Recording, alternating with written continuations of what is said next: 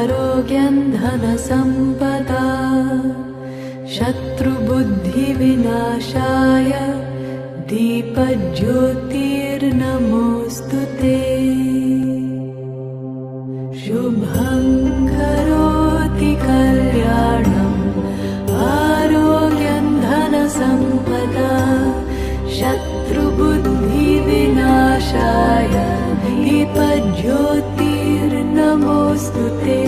शुभं करोति कल्याणम् आरोग्यं धनसम्पदा शत्रुबुद्धिविनाशाय